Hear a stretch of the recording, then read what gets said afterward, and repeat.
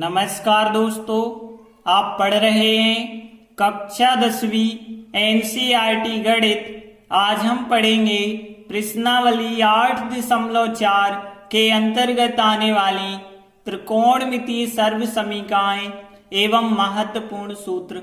और उसके बाद जो त्रिकोणमितीय सर्वसमीकाएं होती हैं इनको हम ज्यामितीय विधि से सिद्ध करना भी सीखेंगे, तो ध्यान से समझना। तो हम सबसे पहले बात कर लेते हैं त्रिकोणमितीय सर्वसमीकाएं। तो यहाँ पे आपको तीन महत्वपूर्ण त्रिकोणमितीय सर्वसमीकाएं बताई गई हैं। कौन कौन सी, ध्यान से समझना। पहली जो सर्वसमीका है वो है साइन वर्ग और कॉस वर्ग, इन दोनों का योगफल 1 के बराबर होता है। ध्यान रखना, साइन वर्ग और कॉस वर्ग इन दोनों का योगफल 1 के बराबर होता है। कब? जब यहाँ के कोण समान हो। यदि यहाँ पे ए कोण है तो यहाँ भी ए होना चाहिए, यहाँ पे बी है तो यहाँ बी होना चाहिए, यहाँ पे कुछ भी है जैसे थीटा कोण है तो यहाँ भी थीटा होना चाहिए। तो आप ध्यान ये रखेंगे कि साइन वर्ग और कॉस वर्ग दोनों का योगफल होता है 1। ये होती है पहली सर्वसमीका। और इससे हम दो सर्वसमीकाएं और बना सकते हैं। कैसे? देखिए, यदि हम पक्षांतर करते हैं तो दो नई सर्वसमीकाएं और बन जाएंगी। देखिए, यदि यहां से देखें साइन वर्ग ए का यदि हम मान निकालें तो कॉस का पक्षांतर कर देते हैं, तो एक कॉस का पक्षांतर करेंगे तो कॉस वर्ग ए माइनस का हो जाएगा। तो ध्यान ये रखना है कि साइन वर्ग बराबर होता है 1 माइनस कॉस वर्ग। या फिर हम इसे ऐसा भी कह सकते थे कि अभी हमने साइन को यहीं पे रखा है, अब की बार हम कॉस को यहीं पे रखेंगे तो फिर हमें इस साइन का पक्षांतर करना होगा, तो 1 माइनस साइन वर्ग हो जाएगा। तो ये इससे दो बनने वाली और सर्वसमीकाएं होंगी। तो ध्यान रखना, मेन सर्वसमीका यही है, साइन वर्ग प्लस कॉस वर्ग बराबर 1 होता है। और 1 माइनस कॉस वर्ग किया जाए तो वो साइन वर्ग के बराबर, और 1 माइनस साइन वर्ग किया जाए तो वो कॉस वर्ग के बराबर होता है। इसके बाद अगली सर्वसमीका जो होती है 1 प्लस tan वर्ग। ध्यान रखना, 1 प्लस tan वर्ग बराबर होता है sec वर्ग के बराबर होता है। और यहाँ पे जो कोण है वही कोण यहाँ पे भी रहेगा। तो ध्यान देना, सर्वसमीकाएं हम तभी लगा सकते हैं जब उनके कोण समान रहें। यहाँ थीटा कोण है तो यहाँ भी थीटा कोण ही होना चाहिए, तभी हम सर्वसमीका लगा सकते हैं। अब देखिए, यहाँ भी हम पक्षांतर करते हैं तो आपको क्या मिलेगा। देखिए, सबसे पहले हम tan वर्ग ए को यहीं पे रखते हैं और इस एक का पक्षांतर कर देते हैं, तो यहाँ पे sec वर्ग ए माइनस का 1 हो जाएगा। तो ध्यान रखेंगे कि tan वर्ग ए बराबर होता है sec वर्ग माइनस 1 होता है। और देखिए, ऐसा भी हम कह सकते हैं, अभी हमने क्या किया है, 1 का पक्षांतर किया है, अब हम tan का पक्षांतर कर लेते हैं। तो यहाँ पे बचा होगा, फिर 1 बचा होगा बराबर, यहाँ sec वर्ग चल रहा था और फिर tan का पक्षांतर कर दिया है तो tan वर्ग इस तरफ आएंगे, माइनस के हो जाएंगे। तो अब ध्यान ये रखना है कि sec वर्ग माइनस tan वर्ग किया जाता है तो उत्तर कितना होता है, 1 होता है। इसके बाद अगली सर्वसमीका जो होती है 1 प्लस कॉट वर्ग की होती है। ध्यान रखना, 1 प्लस कॉट वर्ग बराबर होता है कोसेक वर्ग होता है। और यहाँ पे जो कोण होगा वही कोण यहाँ पे भी होगा। अब यहाँ पे भी हम पक्षांतर करेंगे तो देखिए, सबसे पहले हम यहाँ पे कॉट वर्ग ए का मान निकालते हैं तो क्या होगा, इस एक का पक्षांतर आप कर दीजिए तो यहाँ पे कोसेक वर्ग ए माइनस का 1 हो जाएगा। एक का पक्षांतर बस कर दिया है तो कॉट वर्ग ए का मान हो गया। अब देखिए, अब हम कॉट का यदि पक्षांतर करेंगे तो यहाँ पे 1 बचा होगा बराबर कोसेक वर्ग ए माइनस कॉट का पक्षांतर कर रहे हैं तो कॉट वर्ग ए इस तरफ माइनस का हो जाएगा। तो अब हम ध्यान रखेंगे कोसेक वर्ग ए माइनस कॉट वर्ग ए इसके बराबर क्या होता है, 1 होता है। तो आपको ध्यान ये रखना है 1, 2, 3 मुख्य सर्व समीकरणाएं होती हैं, इनको बस आप अच्छे से याद रख लेना, बाकी ये तो बनाते आराम से बन जाती हैं। तो ये हो गई त्रिकोणमितीय सर्व समीकरणाएं। अब देखिए परीक्षा में कभी कभी ऐसा होता है कि इन 3 में से कोई भी हमें सर्व समीकरण दे देते हैं, कहते हैं सिद्ध कीजिए, या फिर कह देते हैं ज्यामितीय विधि से सर्व समीकरण को सिद्ध कीजिए। तो हम कैसे करेंगे?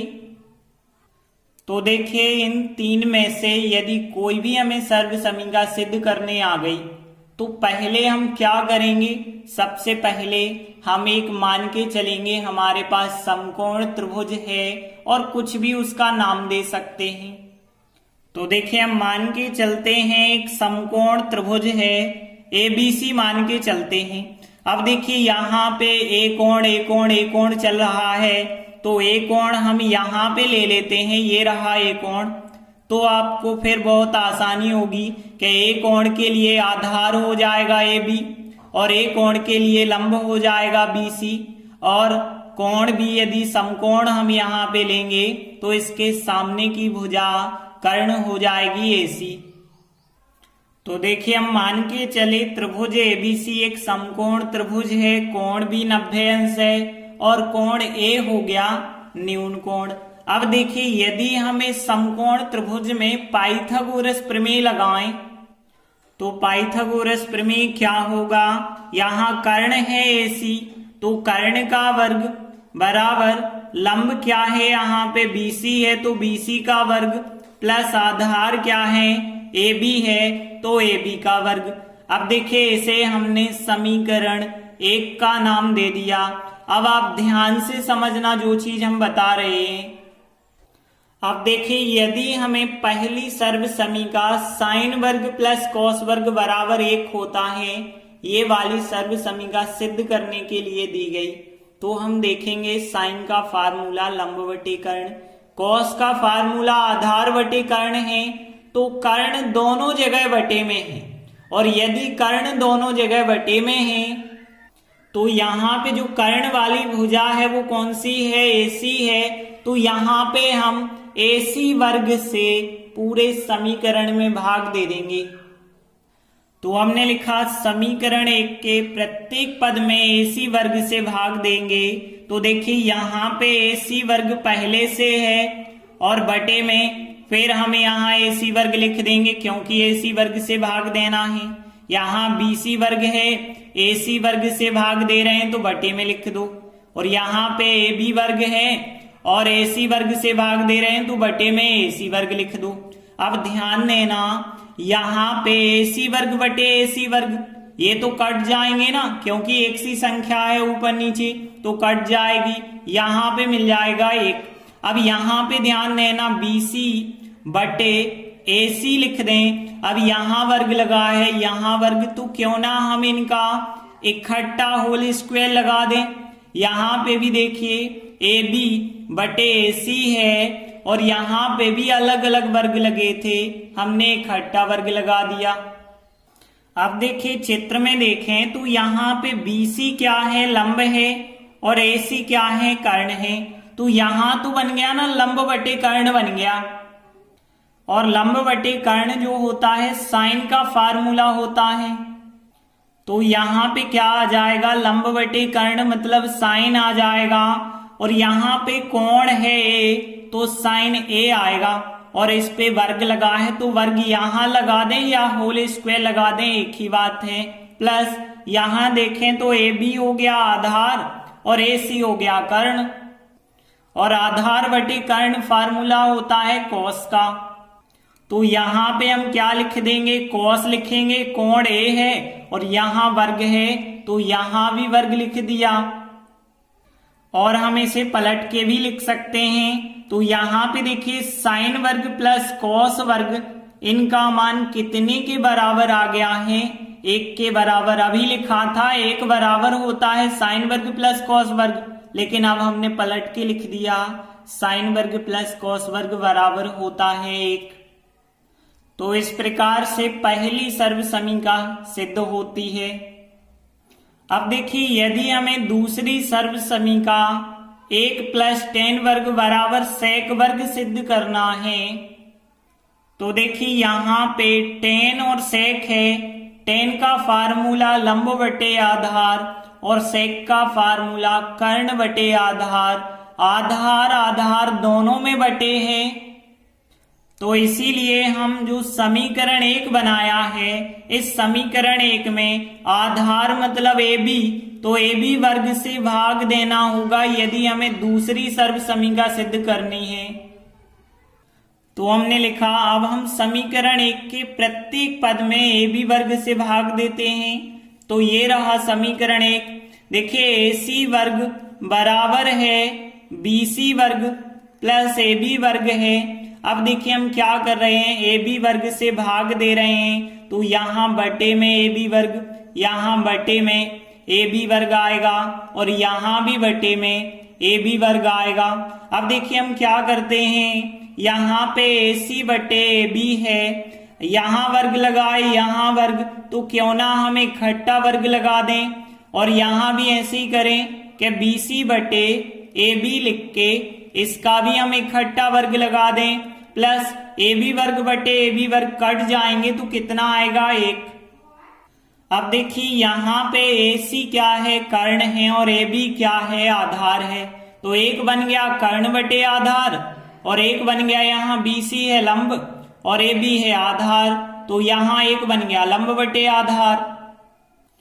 तो यहाँ लंब बटे आधार होता है tan का फार्मूला और कर्ण बटे आधार होता है sec का फार्मूला। तो यहाँ पे जो कर्ण बटे आधार बना है ये बना है sec का फार्मूला, तो sec a लिख देंगे, इस पे वर्ग लगा है, वर्ग को यहाँ लगा देते हैं। अब देखिए यहाँ पे यदि हम देखें तो लंब बटे आधार बना है जो कि tan का फार्मूला होता है, तो tan वर्ग a हो जाएगा और फिर प्लस का 1, इसको भी हम पलट के लिख सकते हैं ऐसा कि 1 + tan वर्ग, 1 + tan वर्ग जो है इस तरफ लिख दिया है और sec वर्ग उस तरफ लिखा है। तो यहाँ पे ये दूसरी सर्व समीका सिद्ध हो गई। अब देखिए यदि हमें तीसरी सर्व समीका 1 + cot वर्ग बराबर cosec वर्ग सिद्ध करना है, तो cot और cosec के फार्मूले हमें पता होना चाहिए। तो देखिए यहाँ पे cot का फार्मूला आधार बटे लंब, cosec का कर्ण बटे लंब, लंब यहाँ बटे में है, लंब यहाँ बटे में है। तो इस बार हम समीकरण 1 में लंब यानी कि BC वर्ग से भाग देंगे। तो हमने लिखा अब समीकरण 1 के प्रत्येक पद में BC वर्ग से भाग देने पर, तो देखिए ये रहा समीकरण 1।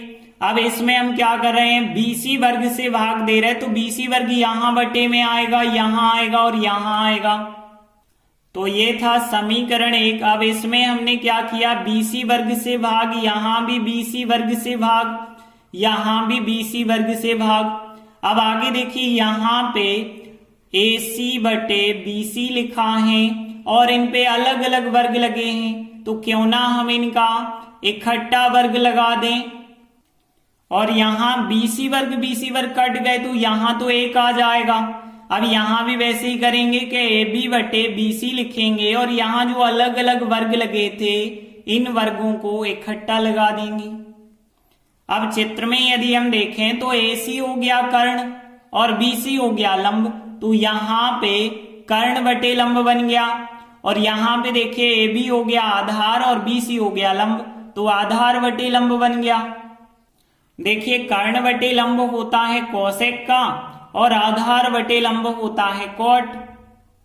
तो यहाँ पे कर्ण बटे लंब हो गया कोसेक का, तो यहाँ पे कोसेक वर्ग लगा है तो वर्ग और एक कोण आ जाएगा और यहाँ पे 1 प्लस यहाँ पे देखिए आधार बटे लंब होगा कोट का, तो कोट वर्ग a बन जाएगा। और इसे भी हम पलट के लिख सकते हैं, अर्थात 1 प्लस कॉट वर्ग को इस पक्ष में लिख दें और बराबर दूसरे पक्ष में क्या है, कोसेक वर्ग ए है। तो इस प्रकार से तीसरी सर्वसमीका सिद्ध होती है। अब देखिए परीक्षा में आपको कोई एक सर्वसमीका सिद्ध करने के लिए दी जाएगी, तो कोई भी सर्वसमीका सिद्ध करने आती है तो आपसे अब बन जाएगी। तो देखिए हमें त्रिकोणमितीय सर्वसमीकाओं के बारे में पता हो गया। अब हम महत्वपूर्ण सूत्र देख लेते हैं। तो देखिए सबसे महत्वपूर्ण सूत्र यहाँ पे आप ध्यान से समझना, एक होता है tan का फार्मूला और दूसरा होता है यहाँ पे cot का फार्मूला। ये बस थोड़ी दो नए होते हैं। देखिए जब हमने त्रिकोणमितीय सारणी बनाई थी तो हमने क्या बताया था, जब हम tan के मान निकाल रहे थे तो हम साइन में cos का भाग कर रहे थे, तब हमें tan के मान मिले थे। तो इसीलिए आप याद रखना कि tan बराबर होता है साइन बटे cos। तो यहाँ साइन में यदि हम cos से भाग देते हैं तो वो tan कहलाता है, और यदि cot देखें तो जस्ट उल्टा कर दीजिए। अभी साइन बटे cos है, अब होगा cos बटे साइन। तो ये आप अच्छे से याद रख लें कि tan होता है साइन बटे cos, लेकिन cot होता है cos बटे साइन। और देखिए कुछ हमने पूरक कोणों के त्रिकोणमितीय अनुपात बताए थे, ये तो सबको पता होंगे, साइन का cos, cos का साइन, tan का cot, cot का tan, sec का cosec, cosec का sec, ये तो पता है, इनका हम प्रयोग बहुत कम करते हैं।